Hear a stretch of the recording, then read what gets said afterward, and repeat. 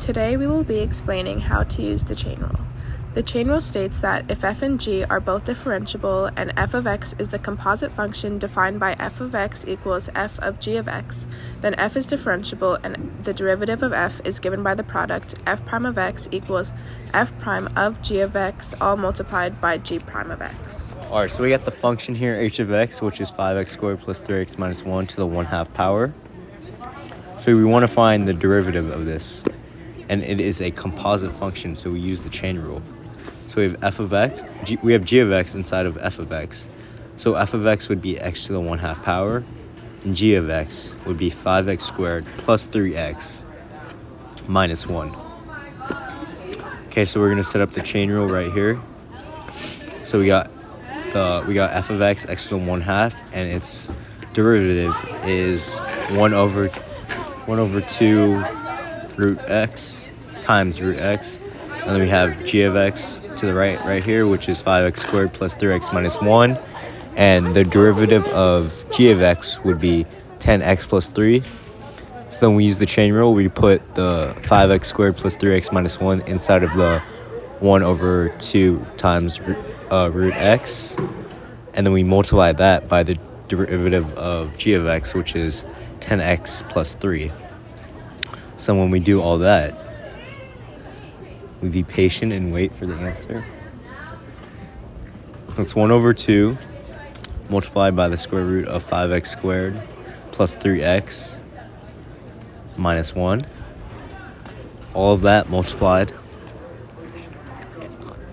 by 10x plus 3, which would give us the final answer. The h prime of x is 1 over 2, or 10x plus 3 over 2 times the square root of 5x squared plus 3x minus 1.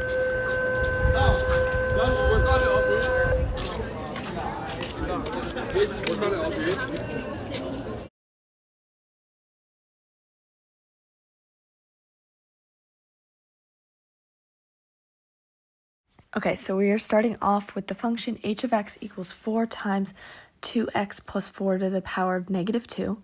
So we're going to split up this composite function into its two parts. So f of x is going to be our outermost function, which is 4x to the negative 2 power. And then we're going to have g of x, which is going to equal 2x plus 4. So now that we've broken this up, we can set up a chart as our outermost function and then our innermost function. So we're setting that up right now. And then we're going to take the derivative of both of these functions in this scenario. And then once we take the derivative of both of them, we are going to plug in to the x value and then multiply by 2. And this is going to help give us our derivative for the original function h of x. So we can rewrite this as h prime of x equals negative, we're rewriting it here. So we're going to finally simplify this function to find h prime of x into negative 16 over 2x plus 4 to the third, and we just rewrote this because we did have a negative exponent, but this is going to give us our final answer.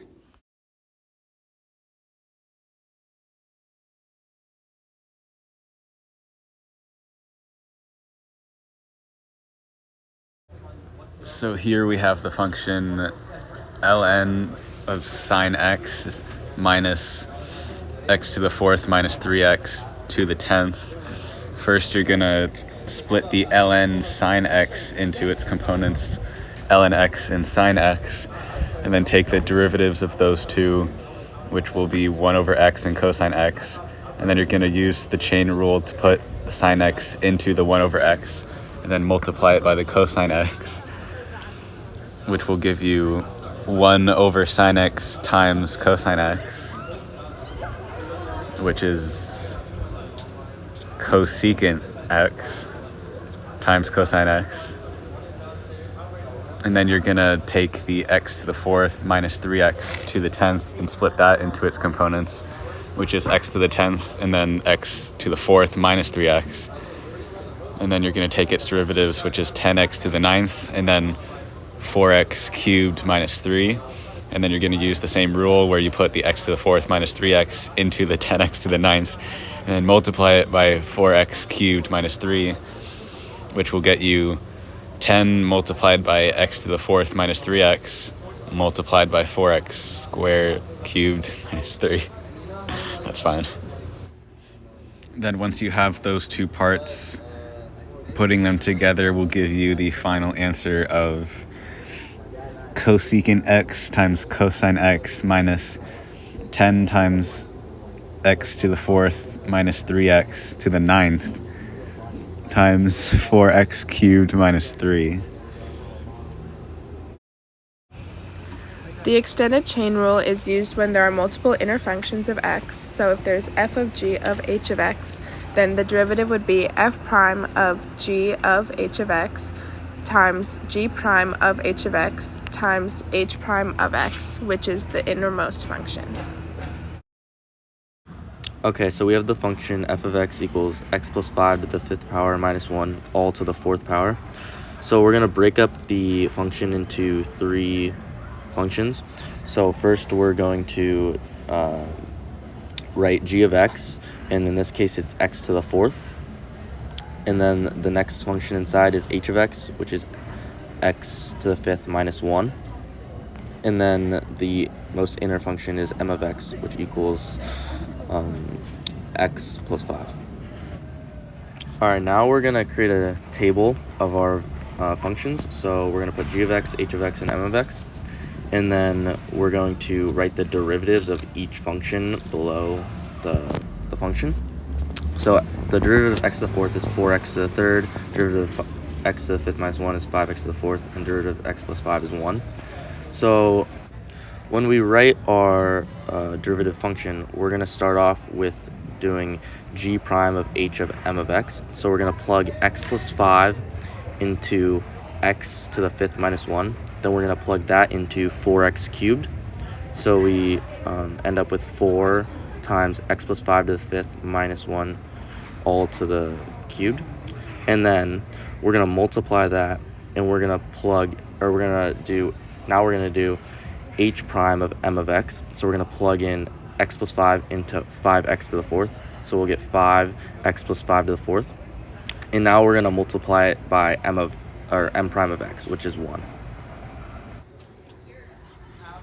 Alright, now I'm going to rewrite this derivative function. So it will be 20x plus 5 to the 5th power minus 1 all to the 3rd power, and then multiply that by x plus 5 to the 4th power. And that'll be the final answer, and box it. Okay, so we have another example here. This is going to be the hardest one we do in this video. So this is going to be a quadruple chain rule. So we have the function tan of sine of root x squared plus 8x, all of that to the 5th power. So this is a 5-part composition function. So we're going to write this as f of x equals g of h of d of m of L of x. I know it's complicated, but it will make sense when I explain it. Okay, so we're going to write out the functions. So g of x would equal x to the 5th in this case. And then h of x would equal tan of x. Then d of x would equal sine of x. And then m of x is going to equal x to the 1/2, because that is x to the 1/2 is root x, essentially.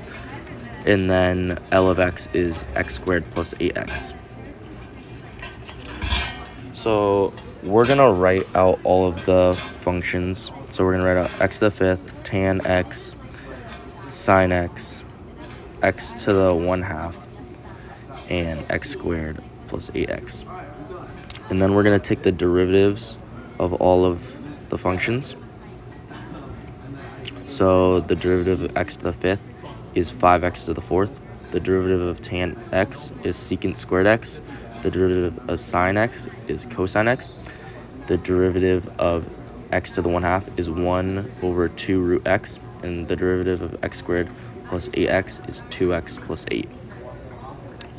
So now when we write the derivative function, we are going to plug L of x into m of x, which goes into d of x, into h of x, and then goes into g prime of x. So we'll plug in x squared plus 8x into x to the 1/2, into sine x, into tan x, into 5x to the 4th. So that will give us 5 tan of sine of x squared plus 8x to the 1/2.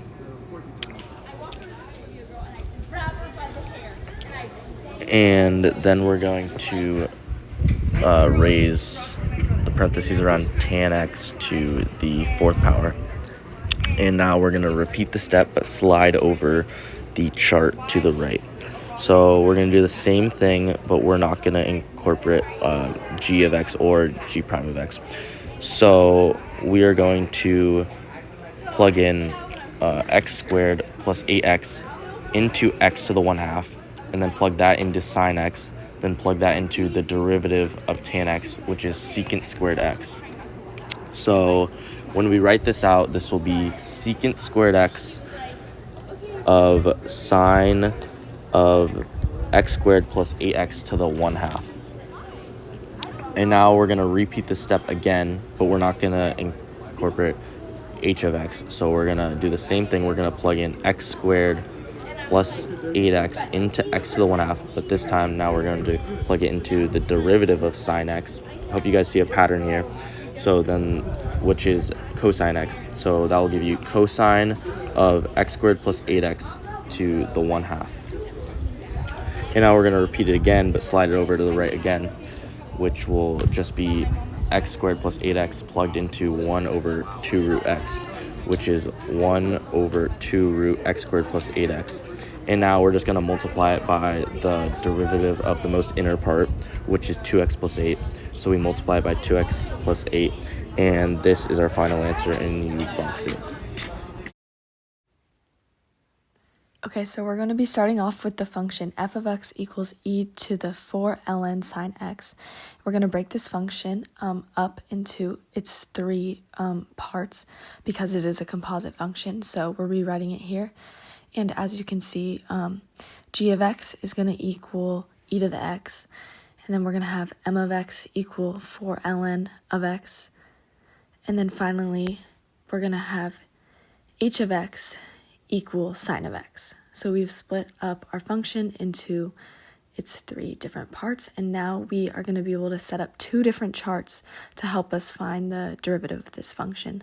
So the first chart is going to contain the innermost function as well as the second most inner function. So it's going to be 4 ln of x, as that's the second most inner function, and then we have the innermost function, which is sine of x. We're going to take the derivative of both of these. As we're following the chart method, we're going to plug in sine of x into the x value and multiply by cosine of x. And this is going to help us get our very first derivative of this problem to help us figure out the final answer. So we have 4 cosine of x over sine of x. So now we're going to move on to the second chart, which is going to contain our outer function, which is e to the x, and then our whole function that we just solved for, so 4 ln of sine x. And what we're going to do now is we're going to take the derivative of e to the x as well as 4 ln sine of x, and we're going to use the derivative that we found earlier to help us figure this out. So we can quickly rewrite that in. And then we're going to continue with the chart method. So we're going to plug into e to the x and then multiply across. Now we're going to rewrite this function as f prime of x equals e to the 4 ln sine x times 4 cosine of x over sine of x. And just a quick note here, this can be simplified, but for FRQ format, this is okay to leave it in these terms.